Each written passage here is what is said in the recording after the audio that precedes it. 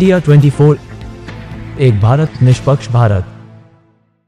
नमस्कार दोस्तों, स्वागत है आपका जन की बात जनों तक में। हम लेकर आ रहे हैं कुछ खास और नए विचार जो जन जन तक पहुंचाएंगे।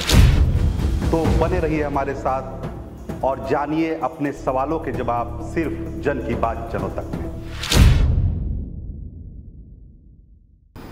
आज हम फिर से मौजूद हैं पूर्वांचल के जाने माने त्वचा रोग विशेषज्ञ डॉक्टर स्नेहा गुप्ता जी के साथ। पूर्वांचल में एटॉमिक क्लिनिक अब एक ऐसा नाम बन चुका है जो किसी भी चीज़ का मोहताज नहीं है। तो कुछ नई चीज़ें आई हैं, कुछ नए ट्रीटमेंट आए हैं, तो हमें चाहते हैं कि डॉक्टर साहब के साथ हम अपने दर्शकों को उसके बारे में बताएं और कुछ जानकारियां दें ताकि उन्हें लाभ हो सके। डॉक्टर साहब, आपका हमारे साथ स्वागत है। अच्छा, कुछ बातें तो हम पर्सनल करना चाहते हैं। इसके पहले भी हम मिले थे आपसे। आपके दो छोटे छोटे बच्चे हैं, लेकिन हम देखते हैं कि आप दिन भर अपने काम में लगी रहती हैं। एक वुमेन एम्पावरमेंट वाली जो बात होती है कि औरतें कैसे आगे बढ़कर इस समाज में काम करें, तो बच्चों के रहते हुए भी आप किस तरह से इस सब चीज़ों को मैनेज कर रही हैं?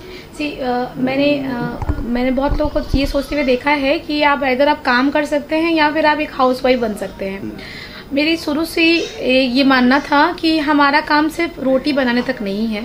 अगर हम चाहें तो बहुत सारी चीज़ें कर सकते हैं। बीइंग अ मदर, तो एक मदर बहुत स्ट्रॉन्ग वुमेन होती है। अगर मदर है तो मैं 2 बच्चों की माँ हूँ, तो मुझे लगता है कि मेरे बच्चे ही मेरे स्ट्रांगनेस का कारण है।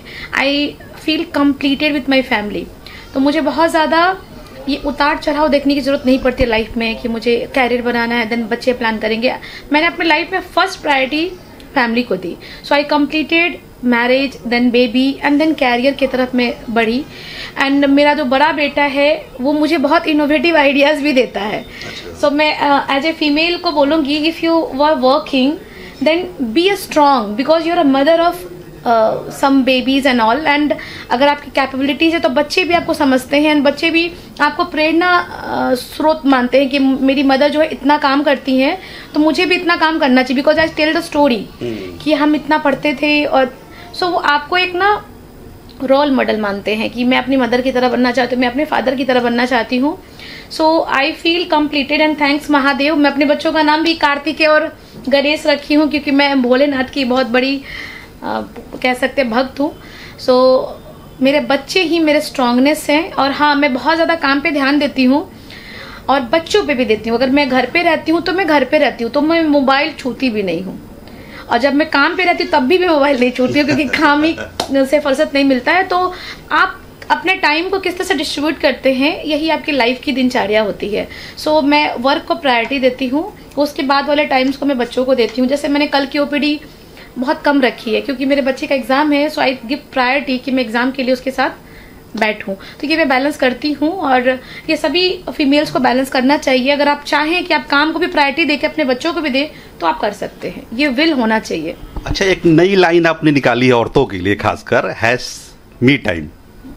तो क्या है हैश मी टाइम?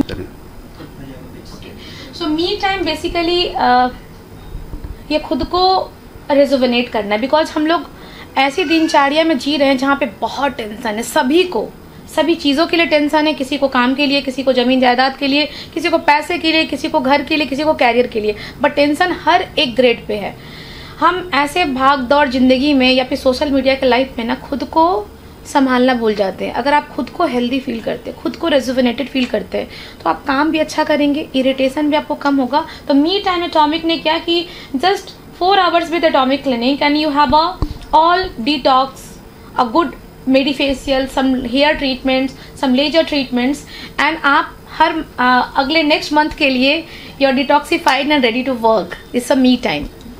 आज औरतों की ही बात हो रही है तो शादी का मौसम आ रहा है अब, और शादियां जो है वो खास कर दुल्हनों के लिए तो बहुत ही ज़्यादा खास होता है। उनके सजने संवरने के लिए सब कुछ है। लेकिन हम लोग सुन रहे हैं या सुनते आ रहे हैं कि जो ये मेकअप किया जाता है शादी के पहले, तो इसमें कुछ प्रॉब्लम भी होती है, कुछ स्ट्रेस साइन वगैरह भी आ जाता है। देखिए, मैं ब्राइडल्स को ज़्यादा इसमें बोलूँगी कि कुछ चीज़ें होती है जो हमें नहीं करनी रहती हैं शादी के पहले, या फिर कुछ एक्सपेरिमेंट, जैसे आप अगर एग्जांपल आपने फेशियल वैक्स होता है, ये नहीं कराना चाहिए शादी के पहले, क्योंकि हो सकता है आपको रिएक्शंस हो जाए, आपकी त्वचा की ऊपर लेयर हट जाए तो आप बहुत सेंसिटिव हो जाए, और जब आप कोई मेकअप प्रोडक्ट लगाएं तो रिएक्ट भी कर सकता है। क्योंकि हम लोग शादी का सीजन ऐसा होता है कि सभी कोई दुल्हन को ही देखते रहता है, तो वो बहुत ओवर मेकअप करते हैं, तो उसके लिए एक हेल्दी त्वचा होनी जरूरी है कि आपके मेकअप रिएक्ट ना करें, आपका स्किन हेल्दी हो, इन्फ्लेमेशन को बैलेंस करे। तो उसमें जो शादी के दिन वाले पहले वाले दिन होते हैं, आप उस दिन स्किन केयर रूटीन जरूर फॉलो करें, लॉट्स ऑफ वाटर पिए, खुद को डिटॉक्सिफाई करें, विटामिन सी ग्लूटाथाइन की ड्रिंक्स ले, देन मेकअप को रिमूव करके स्किन केयर, एक हेल्दी मॉइस्चराइजर, सनस्क्रीन और सीरम्स लगा के सोए कि अगले दिन वाला जो इवेंट हो आपका स्ट्रेस फ्री हो। तो इस एक वायरल चीजें जा रही है कि ऐसा होता है कि हम लोग शादी के दिन हम स्ट्रेस इतना होता है कि हमें पिंपल ब्रेकआउट्स हो जाते हैं या फिर कुछ स्किन डल हो जाता है, तो ये हमें प्रिवेंट करना चाहिए शादी के जस्ट पहले। कोई भी नई चीजें ट्राई मत करिए। अगर आपके स्किन के रूटीन फिक्स कर लिया डॉक्टर ने, तो नई चीजें को 1 महीने पहले बिल्कुल ट्राई ना करें। खुश रहें, हाइड्रेट रहें, सनस्क्रीन का प्रयोग करें और स्किन केयर करें। जो आपके डॉक्टर ने आपको ट्रीटमेंट एडवाइस किया उसको कोशिश करें 1 महीना पहले कंप्लीट करने का, और कोई भी नई चीजें ना ट्राई करें, कोई नए ट्रीटमेंट पार्लर के ना ट्राई करें। लेजर ट्रीटमेंट को आप बहुत ज़्यादा आगे बढ़ा रही हैं और आप सोच रही हैं कि यह बहुत अच्छा भी है लोगों के लिए, तो दुल्हन या औरतों के लिए क्या लेज़र ट्रीटमेंट सही है? लेजर ट्रीटमेंट विगत 40 सालों से हो रहा है, ये आम जनता तक अब पहुंच रहा है। तो लेजर ट्रीटमेंट ऐसा नहीं रातों रात मैं फैला रही हूँ, इट्स बीन अ ईयर चल रही है। जो कॉमन पीपल के पास आ रही है वो अभी आ रही है और लोग काफी अच्छे से इसको एक्सेप्ट भी कर रहे हैं। सो जो फियर फैक्टर है अभी तो है, देखिए लेजर पेशेंट ही बोलता है मुझे लेजर कराना है, मेरी छाई हो गई है, मुझे लेजर कर दीजिए। तो अवेयरनेस काफी हद तक पहुंच चुकी है। जो हम लोग कर रहे, एटॉमिक कर रही है, वो एक पायनियर का काम कर रही है कि हमारे पूर्वांचल में एक छत के नीचे सबसे हाई क्वालिटी की कटिंग टेक्नोलॉजी के साथ इक्विपमेंट के साथ अच्छे हैंड स्किल डॉक्टर्स एक साथ अवेलेबल हो रहे हैं। तो पूर्वांचल के लोगों का एक ट्रस्ट बिल्ड हो रहा है कि यहाँ पे एटॉमिक में जाइए, आपका काम अच्छा हो जाएगा। एक दूसरे को रिफर कर रहे हैं, जैसे हमने आपका ट्रीटमेंट किया, यू गॉट रिजल्ट्स, सो आपने कहा वहां चले जाइए। या फिर आपके कलीग ने देखा आप क्या करा रहे लेजर, आपका स्किन तो बहुत अच्छा हो गया पहले से, तो वो भी आ रहा देख के। तो ये एक ना सिलसिला जारू, जो हमने पहले इंटरव्यू में बात किया था कि क्यों नाम है एटॉमिक का, ये अब जस्टिफाई होने लगा है। एटॉमिक मतलब 1 से 2, 2 से 4, 4 से 16 ये शुरू हो चुका है। तो लेजर ट्रीटमेंट एक फोकस ट्रीटमेंट है जो कंसर्न कोई पे ही काम करती है। अगर छाई की लेजर है तो वो अलग लेजर होती है, क्विस्ट चेंडियाग। अगर लेजर हेयर रिडक्शन है वो डायोड होती है, उसकी अलग लेजर होती है। स्कार की अलग लेजर होती है, पिगमेंटेशन की अलग लेजर होती है। लोगों में ये एजुकेशन जैसे एक पेशेंट आया बिहार से, उसको वस्कुलर कंजेनिटल वस्कुलर फॉर्मेशन है, वो पूरा सर्च करके आया है कि मुझे ना IPL चाहिए, मुझे पल्स टाइप लेजर चाहिए, ये एटॉमिक में अवेलेबल। उसने लेजर का फोटो देखा है।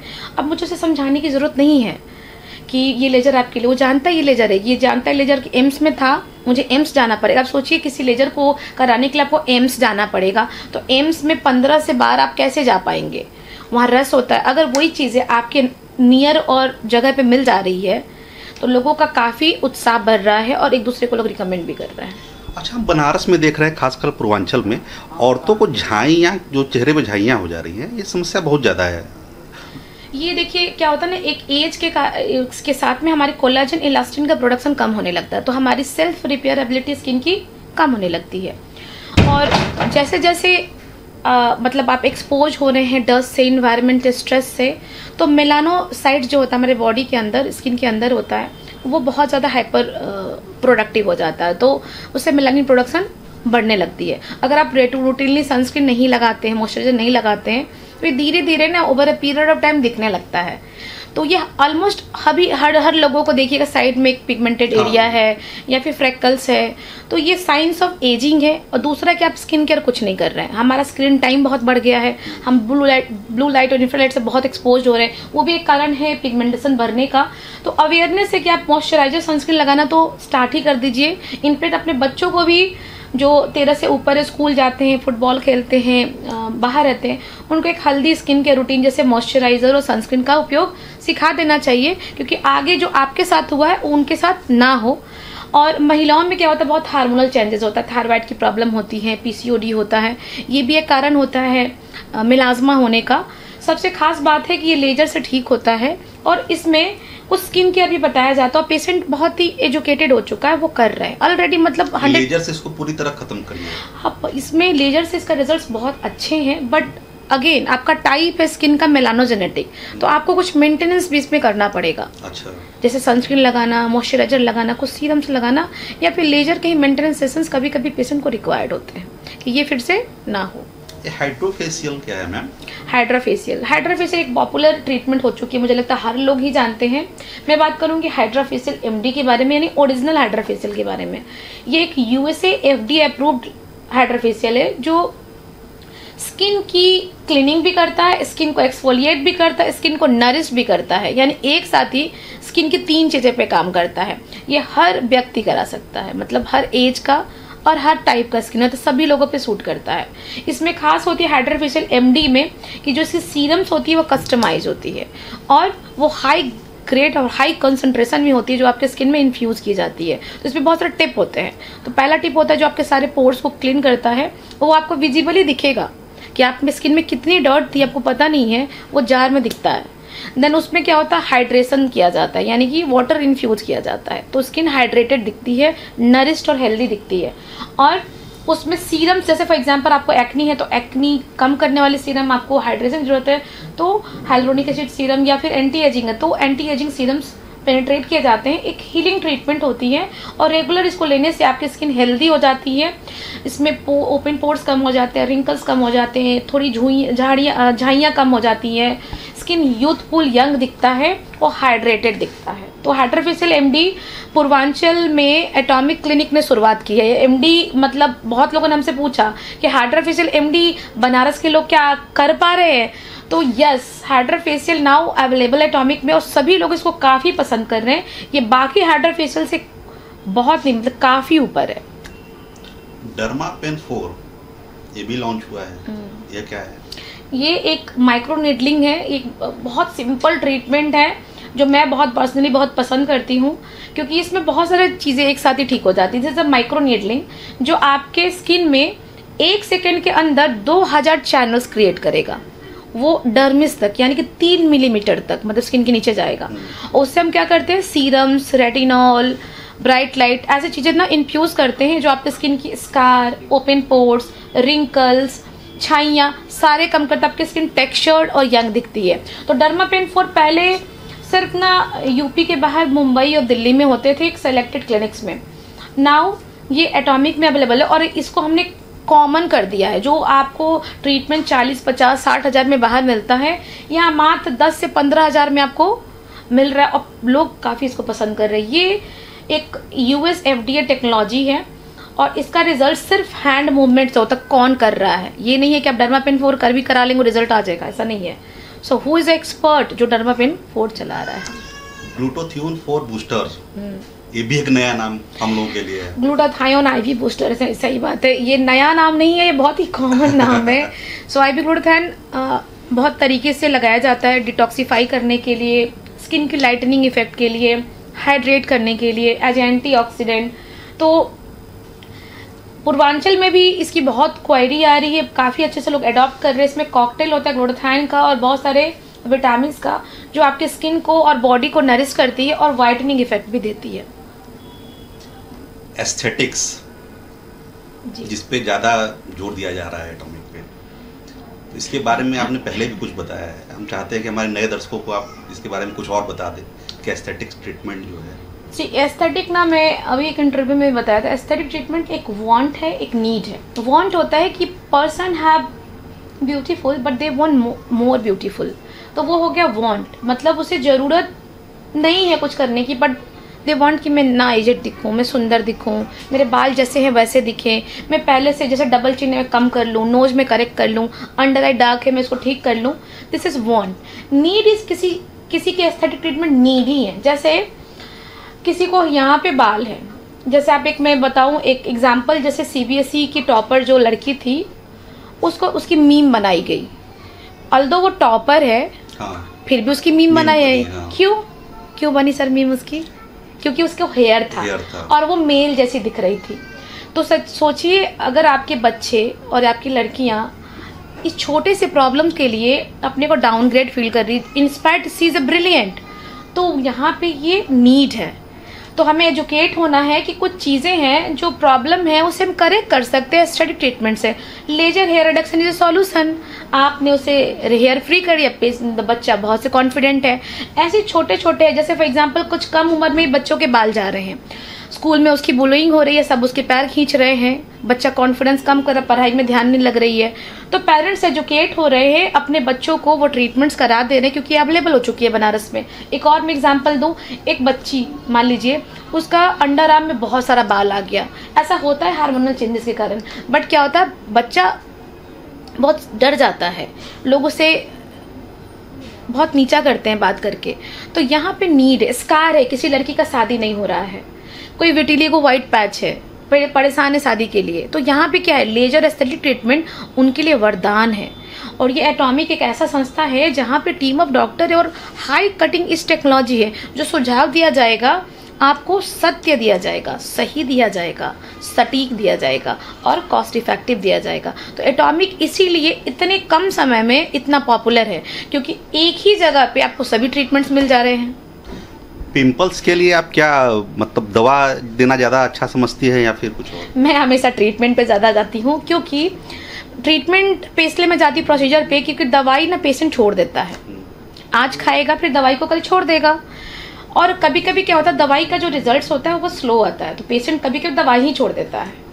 लेकिन अगर हम ट्रीटमेंट देते हैं तो पेशेंट को रिजल्ट तुरंत दिखता है, फिर वो हमारी बात को भी मानता है कि आपको ऐसा करना चाहिए, ऐसा नहीं करना चाहिए। तो जब किसी को रिजल्ट्स दिखता है ना, तो फिर क्या होता है कि उसका एक कंप्लायंस बन जाता है। तो मैं ऑलवेज फेवर करती हूँ ट्रीटमेंट में, बिकॉज मैं थोड़ा ट्रीटमेंट पर ट्रस्ट करती हूँ, वो लोकली काम करता है। फॉर एग्जाम्पल हेयर फॉल हो रहा है और मैं उसको टैबलेट दिए जा रही हूँ, पर मैं अगर लोकली उसके हेयर पे काम कर दूं, कुछ पीआरपी कर दूं, कुछ स्टेम सेल थेरेपी कर दूं, तो उसका जो रिजल्ट्स है ना विद इन अ वीक मिल जाएगा उसे। तो आजकल की जो साइंस है ना वो लोकलाइज्ड काम कर रही है, मतलब जो जरूरत है वहीं पे। फॉर एग्जाम्पल मैं आपको एग्जाम्पल दूं कि मैं छाई का इलाज करूं, तो क्रीम का लेवल है बहुत, एपिडर्मिस पे ही क्रीम जाएगा, डर्मिस पे तो जाएगा नहीं। तो बोलते डॉक्टर साहब क्रीम लिख दीजिए, ठीक है क्रीम लिख दिया, क्रीम का एक रिजल्ट है, जरूर उससे भी रिजल्ट आएगा। बट जो चीजें अंदर से है, स्किन के 2-3 मिनट अंदर में है, वहां क्रीम कैसे जाएगा, वहां पे फिर वो लेजर आता है काम। तो मेरा हमेशा ये नहीं होता कि 100% लोग वही ट्रीटमेंट कराए, बट महादेव की कृपा से कहिए कि लोगों का ट्रस्ट ना, लोग हमारे पास ना बहुत तरह से थक हार के आते हैं और उनके पास इतनी मोटी मोटी पर्चियां होती हैं, उसमें वो दुनिया के हर दवाई खा चुके रहते हैं। तो वहाँ पे आयुर्वेद, होम्योपैथ सब कुछ सब कुछ खा चुके हैं। अब वहाँ पे फिर से उनको एक्सपेंसिव बनाइए, तो मैं ट्रीटमेंट पे जाती हूँ, उनको रिजल्ट देती हूँ, उनको सेटिस्फाइड कर देती हूँ। तो और मैं अगर कुछ ऐसा नहीं है, कुछ पेशेंट्स ऐसे आते हैं जिनको सिर्फ दवाई की ज़रूरत होती है और आगे के ट्रीटमेंट भी अवेलेबल है, तो हम जैसे बोल देते ओके सर मैं अभी मेडिसिन से शुरू करेंगे, बट ऑप्शंस हैं, आप ट्रस्ट नहीं खोना है, रिजल्ट आपको मिलेगा। हाँ। आपने अपना बहुमूल्य समय हमें दिया और हमें ढेर सारी जानकारी थी। हम उम्मीद करते हैं कि हमारे दर्शक इन जानकारियों से लाभ उठाएंगे। आपका बहुत बहुत धन्यवाद डॉक्टर साहब। नमस्ते।